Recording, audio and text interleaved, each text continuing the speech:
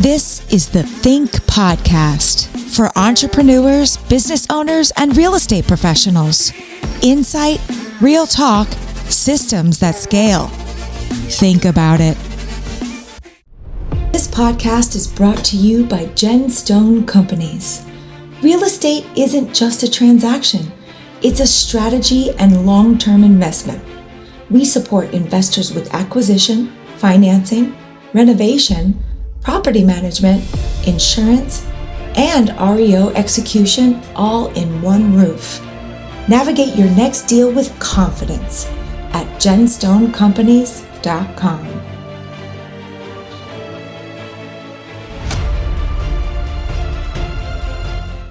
Thank you very much for attending another exciting episode of the Think Podcast. And today I'm so excited because we have somebody that I have been wanting to talk to for a long time. And it is a real honor to have him here today, as being a fellow veteran too. Anytime that I can elevate leaders in our space that have also served, that is a main passion point of mine, as you guys know. And he's not only a sailor, but he's also a soldier too. He's a paratrooper and a fellow combat medic. So I am more than over the moon to have this interview today. But in today's episode, we have Bryan Jenkins from Genstone, and he is the president of Genstone, and they're doing so many exciting things. And for those of us in the space, I always preach to you guys, how can you get the biggest glass, the cheapest beer, or the most effective partner?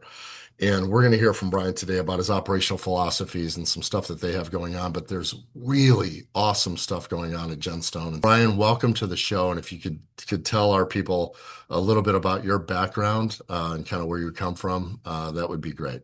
Thanks for having me today. I've been looking forward to this episode as well. I've done lots of podcasts over the years and hosted my own show for a few years. Excited to be here. Within the space, I started as an investor back in 2001. And started investing in single-family homes based out of Birmingham, Alabama, and had a business partner that had a corporate housing company. And my wife, it's very much a family affair. My wife's been managing for him for over 35 years in the corporate housing space. So really, they defined short-term rental before, it is what it is today with Airbnb and so on, and really cut their teeth on that short-term, mid-term rental model. I think their average stay was about 60 days, but the challenge we were faced with in the early 2000s was they actually had a corporate client that actually wanted to provide houses for some of their executives and senior level engineers. So we actually went out, bought a bunch of houses, did corporate leasebacks on 3 to 5 year corporate leasebacks originally. And that's kind of what got us started in the space and managing that portfolio. And then in Alabama, we had at the time the largest real estate company, Realty South, which is now a Berkshire Hathaway company. It sounds great, but they offered to sell us their rental contracts at the end of 2003. And we took those on. It was 109 contracts. There was one intentional investor. I know we'll dive into some of that today, but one intentional investor out of 109 of those contracts, and everybody else was accidental landlords. So we kind of hit the ground running with 161 properties. And then I grew that. At its highest point, we deployed into 5 office locations, 4 in Alabama and 1 in Oklahoma, and had almost 1,500 doors under management. And ultimately, fast forwarding, I ended up selling to Pure Property Management out of Los Gatos. Went to work for them for about 3 years and helped them stand up their institutional management team. So we focused on build-to-rent communities, build-to-rent scattered site, filling in those loose lots with D.R. Horton, Lennar, et cetera, and multifamily up to about 200 units. So that was a lot of fun. I'd been dealing with institutional guys since about 2015, and we had to do some pivot over the years. Obviously, 07, 08 kind of hit us, and we pivoted our model. We diversified portfolio, diversified client types, and that's what helped us continue growing and being successful. But yeah, so I've been now with Genstone for about a year. Actually, the 7th will be my 1-year anniversary this Congratulations. month. So, doing big stuff over there in a year. Congratulations. Yeah. You're getting a lot done. Yeah. The cool thing was, so when my business partner and I were involved with AHI Properties, we actually had an ecosystem set up in Alabama. So we had realty, property management, corporate housing, mortgage brokerage in-house, and insurance brokerage in-house. And so we could keep the investors in the ecosystem. And then when we would surface sales, we would sell those to the investors we were managing for. So it's really, you didn't lose a lot of doors, which is what a lot of property management companies are faced with today, that churn component. And when I heard what the vision for Fay and Genstone was, I really got excited because that whole flywheel effect nationwide was really where I see myself fitting really well. So ultimately, as I came on board with Genstone, I was bringing a lot of experience in the single family and some multifamily BTR. All those things deployed nicely with what we're doing. So we kind of stripped Genstone Property Management down to its foundation. I came in and, we stood up some software solutions in our tech stack and we went to work. It's fun. And one thing that makes us distinctly different than a lot of management companies is we actually do distressed and REO management in addition to traditional property management services. We've got kind of two sides to our house, if you will, and all that's vertically integrated within the company. Well, I think that's one of the things that's so exciting about you, because you guys cover it all from stem to stern, to use a Navy analogy, right? And so with you guys being able to cover so many different things under one tent, it is just an amazing system for newer people that are getting into that deal with under property management or investment property, so to speak, but also for experienced guys that have a lot of doors. I mean, your story has been very successful on a long track record of that. And, it's funny, I lived in Oklahoma for a brief time too, in Edmond. So I have a big heart for Oklahoma.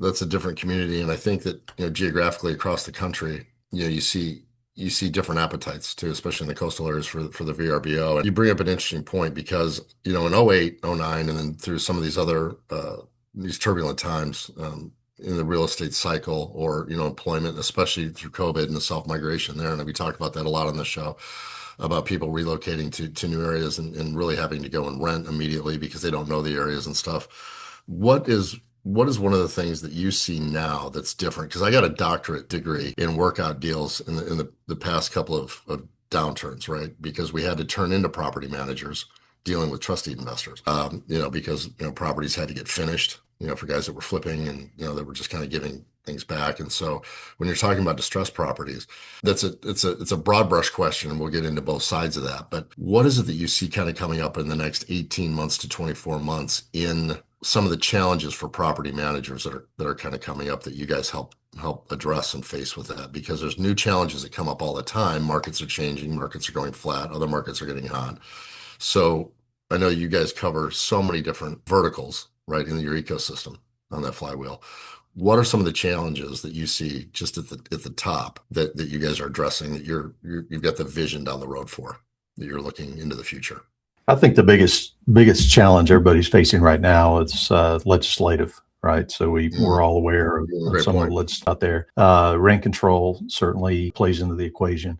I think the big thing out of COVID that helped a lot of do-it-yourself landlords realize is that, as all the crazy legislative started to kick in, I think it was very important for professional property managers to step up.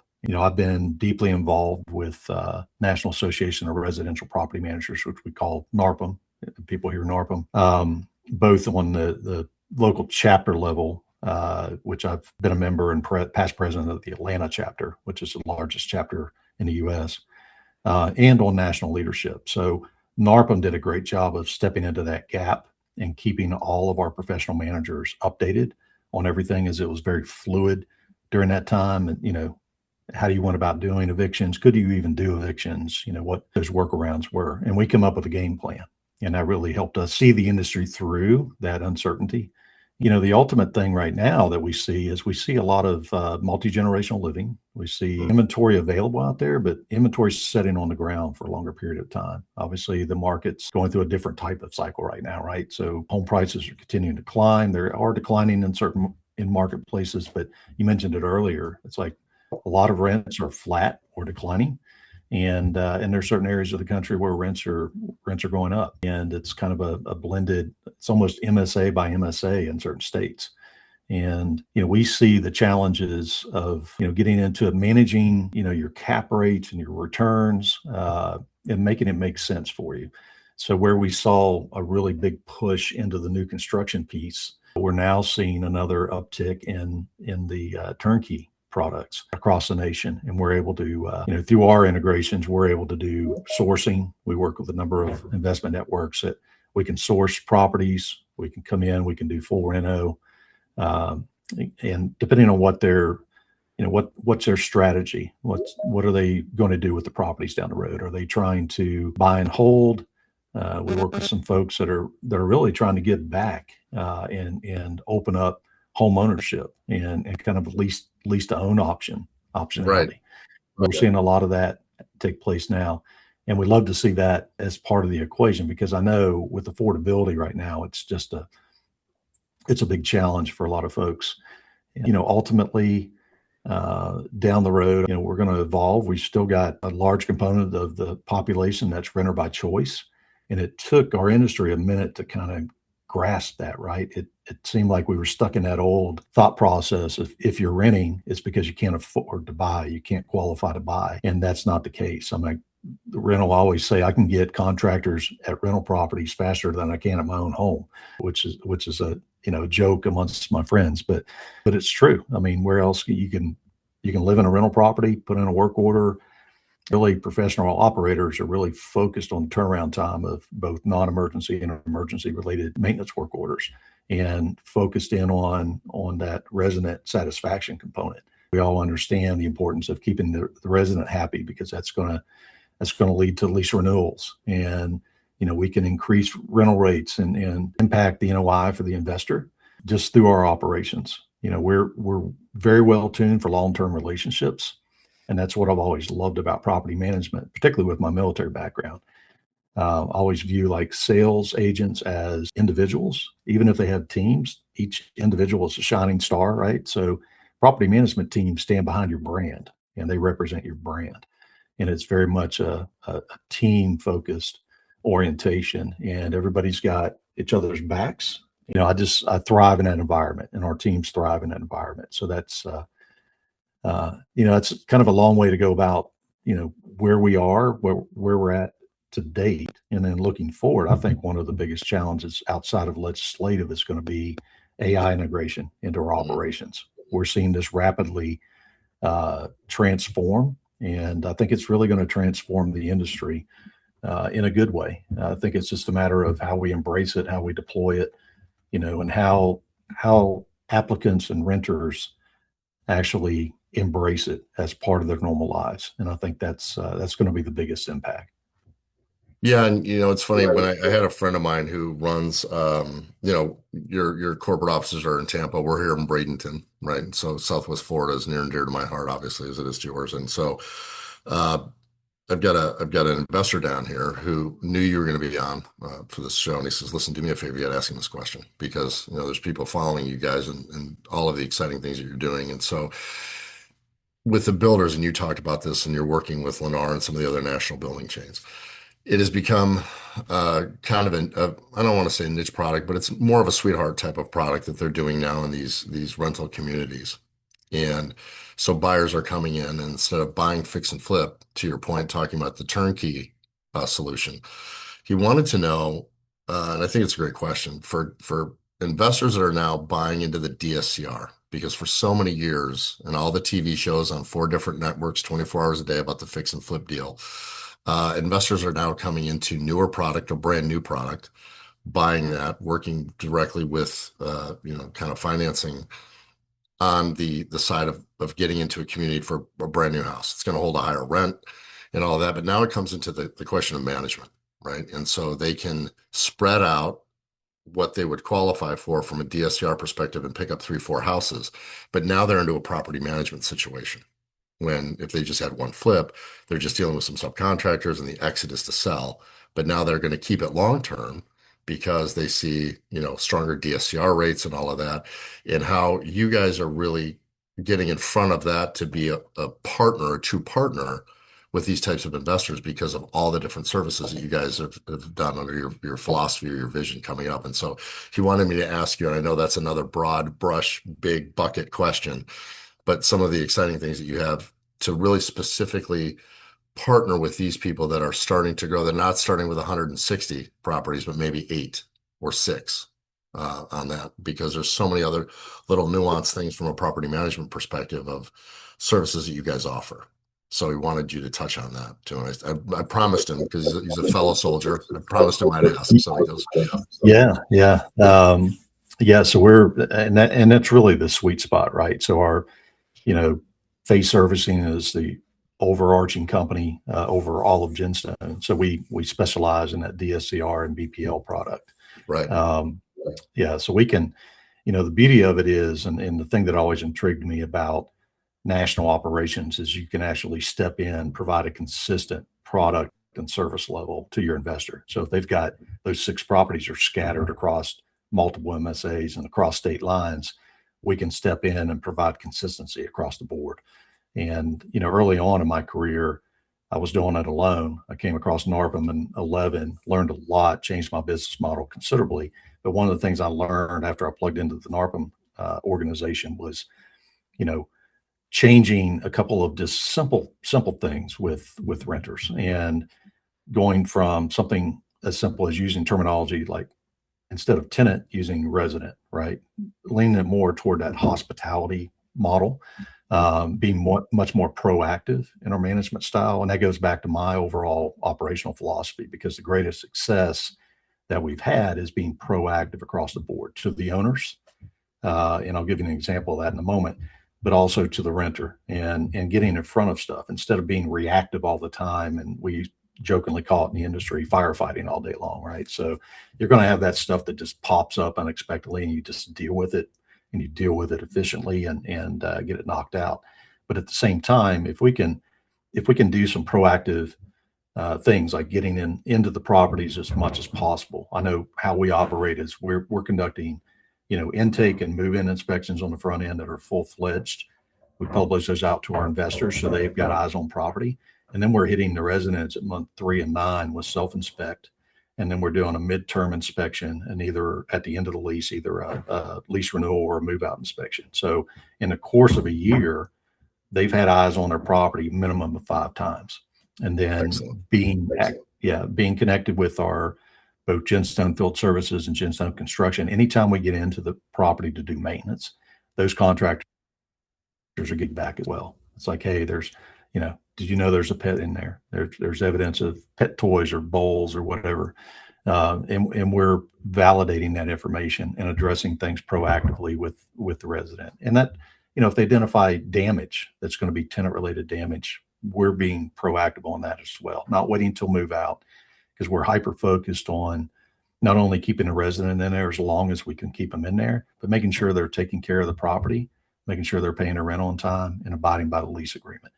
And that's the hyper focus piece. That's the relationship piece that goes from the time you turn it over to us until the time you reposition that property or sell it or whatnot. But that's the beauty of it, is scale of efficiency. If I touch on Genstone Field Services for a moment, just to give you an example, at the height of the summer months, they'll do 40,000 inspections in the course of a month across the country. Yeah, so it kind of gives you a scale of what those capabilities are. But we deploy in excess of 32 states where they operate, because they operate with third-party companies as well as our internal companies. And then the same thing with construction, full-blown renovation. We can do ground-up construction if there's a need for it, both multifamily and single family. So we're well positioned in that respect. Another piece that's really, really cool that we can deploy that, I had to partner with a third party to do this when I had my own firm, was master insurance policies. So, investors on one insurance policy is designed for the investor property, gives increased liability. And, it's just, you're stroking one check to your provider. You're dealing with one company on any claims. And most importantly, it's not a retail product that's, disguised to look like an investor product. It's actually designed for the investor. So we have great success with deploying those, and we can work with investment networks, or, if we've got an investor that has 20 or more properties, we can actually bundle that portfolio specifically and design an insurance product just for their portfolio instead of diluting it over a much broader nationwide policy. It's exciting because, you look at this and What's interesting too, I spoke at a deal in Orlando just the other night. There's about 80 people there, and the room was evenly split between, kind of property managers, PMB investors, private money brokers, that are going out to these deals. And I had one question because I brought you guys up because everybody is, when I go around and I speak to these and we're doing, education, and it doesn't matter if I'm in Arizona, if I'm in Florida, if I'm up in New Jersey, wherever it is, right? The same question always comes up. Okay, so how do we get started or how do we work with it, right? And so I think the overarching question, because you guys touch on every single thing, and folks, that's what I want you guys to understand, is that this company does, like you talked about, from construction to inspections to property management to insurance. I mean, really don't think there's anything that you guys don't touch right now at this point, Bryan, effectively, with the systems that you've put in place. So give everybody a peek at how they can engage with you and how the best way is to get started with you, maintain stuff with you, what you guys are looking for to help people easily start to transition into you. Because, my dad had probably about 17 rental properties when I was in high school, right? And I was the property manager guy, right? Go over to Elm Street and swap out the toilet. Go over to West Fourth Avenue because the gutter fell off the side of the house, and so I had to learn how to do all that. He wasn't there helping me, but I was like, okay, well, how are we going to fix this? But I sure wish I would have had you guys back then because I would have not had to worry about all that and do that stuff. So property management is an art form in itself, and when it's effective and awesome, it's beautiful. When it's not, it's painful. So you guys have taken out the mystery and the ether, the opaque. Oh, what do we do now? So what is the best way that somebody can work with you guys? Because I know we're going to get hit. And folks, I'll tell you, this is going to be an ongoing service or deal with this company that we're bringing in a lot of division heads to keep you guys on the right track, to keep educating you guys on this. So it's a full series that we're going to do here on Think. But what is the best way that people can get in with you guys now? So that because people are going to say, "Am I ready to work with somebody that does all this stuff on such a large, excellent scale?" Am I ready to make that jump? How can I work with them? Yeah, quite honestly, the easiest way is just set up a discovery call. I'm happy to be that point person, and because what we want to do first is establish what are what are the goals of the investor, what are the pain points of the investor, and then listen to their story, what they're looking for, and then figure out how we can best help them. Right. So some some investment networks that we deal with, we've engaged, and they've actually working with us on the acquisition side all the way through dispo in some capacity or another. But we can plug in the things I haven't mentioned internally. We have asset management in house. We have REO management. We also have Which is title. huge. That's major. Yeah, yeah, we have title as well as lending. So it really is a full flywheel, and there are some investors and investor networks out there that will take advantage of the majority of our services, if not all. But we certainly want to see and understand where it is they're trying to get to, and it might just be if they're just trying to do it kind of a slow roll. We have a lot of investors we work with that are adding anywhere from 2 to 5 properties every 12 to 24 months, and then we have other investors that are rolling through with us at 10 or 15 a month and or more in some cases. So it's really that dynamic, figuring out where they want to focus. And to me, I've had the privilege of working with some folks that have said, hey, after they figure out what we can do for them, it's like, you tell me as the investor where you want me to purchase, where it makes the most sense, because we're seeing it in real time, and we're doing multiple asset classes, right? So we're doing everything from workforce to what I heard somebody say this yesterday. I was talking to them as A plus plus, right? All the way, the luxury single family, multifamily, certainly. And like I said before, our specialty there is up to about 200 units. It's where we want to focus. But everything in between, duplexes, triplexes, quadplexes, off, random numbers of units. In portfolios, whether it's scattered site or if it's, if you're working a build to rent project and you're building out an entire neighborhood, we've got models to where we can step in that traditional, what I would consider a multifamily operational model, and we can provide a hybrid of that. to where we've actually doing some rev share components, both directions between the investor and ourselves, to kind of open up some broader opportunities. But it should start with a discovery and kind of go from there and figure out, where it is they want to be and how we can help them get there.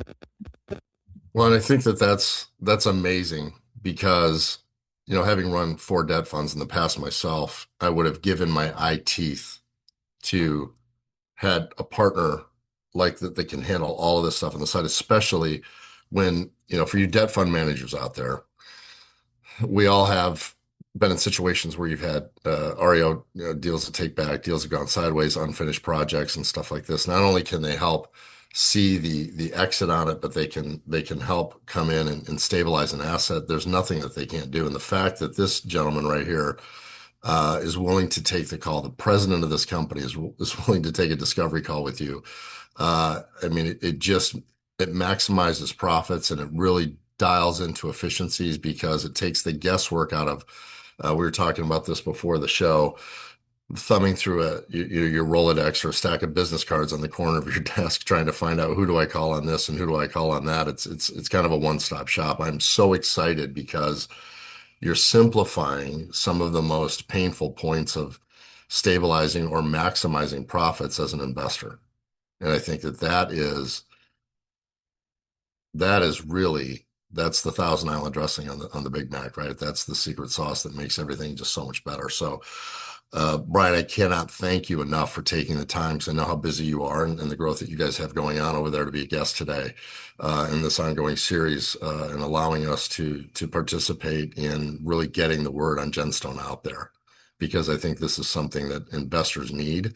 I think it's going to simplify things. I'll give you the last word, but just so thankful for what you've done under this vision and what you're building here to actually get in front of changing markets. What's going to be coming down in some, especially some foreclosures are going to be coming up in the markets, and really the growth of the rental industry as I see it. I've been doing this a while, and so I see rentals coming back and really investors being able to really start to stabilize and make money in that. So give you the final thought, Bryan. But again, before we leave, I want to say thank you so much for what you've done and for your service to this country, and for being a guest on the show today. Well, it all rolls back to what's important, right? So thank you for your service as well. I think Yes, sir. Sure. proud to be part of the best volunteer fighting force in the world, actually, and have given part of my life to that, and it's a huge part of who I am today. So, but yeah, I'm with you. I love this space, love this industry. Love the opportunity it presents for investors, and love the flexibility it offers to people to, touched upon it earlier. It's that you can move in, you move to a new city, you can rent, you have the flexibility of, just going for a lease term. And if you need to terminate that and move on to a new job, you have the flexibility of doing that without having to worry about, selling a home. But anyways, it's, there are changes that are happening as we speak. Actually, there certainly is a little bit of an uptick in the foreclosure space and the REO side of the house. But we're also seeing, just getting back from Build to Rent a couple weeks ago in Nashville. It's exciting to hear people that are still engaged in that dynamic and growing inventory to make it possible for people to have quality homes and keep that affordable. It's still cheaper to rent than it is to own. But yeah, and like I said, for discovery, easy, reach out to me, B Jenkins at genstonepropertymanagement.com, and happy to have a conversation, get you on the calendar, and we can go from there. The beauty of Genstone in its entirety is that, we kind of danced around this, but you can choose one vertical and do business with one vertical. You don't have to do the whole pie. You can slice and dice it how you need it. And that's what we like to do the discovery call with, and just determine how we can best help them reach their goals. Sure. Because if there's anything I know about you, is you're not going to give them something that they don't need, right? Your goal is to really help these people. And so, folks, if you're wondering how to get a hold of it, we'll have all of that listed for the direct contact information. And also, if you have more questions about it, you can reach out to us here, I think, and I will get you in contact with them over there. But I'm telling you, for those of you out there that are looking at how to simplify the process, make it more affordable, maximize your profits, this is it right here. This is it. I'm telling you, because I've been in the space long enough to know that, when you're starting to carve things up in 15 different people, it's time, energy, effort. And so this is going to really be a really solid partner for you, and they're going to help you grow. That's the other difference. It's one thing to have a solid partner. It's another one, the one that's going to give you opportunities and then also help to streamline your business. So Genstone is where it's at. Thank you so much, Bryan, for being on today. And like I said, if anybody's got any questions, you can reach out to him, B. Jenkins at Genstone. It's Genstone. Is it PM or Genstone.com? Genstone Property Management. It's a mouthful, but GenstonePropertyManagement.com. Okay. You heard from the man himself. So there you go. Thank you very much for tuning in on this one. And we'll see you next time with more guys from Genstone. And like I said, if you got any questions, reach out to us here. Thank you so much.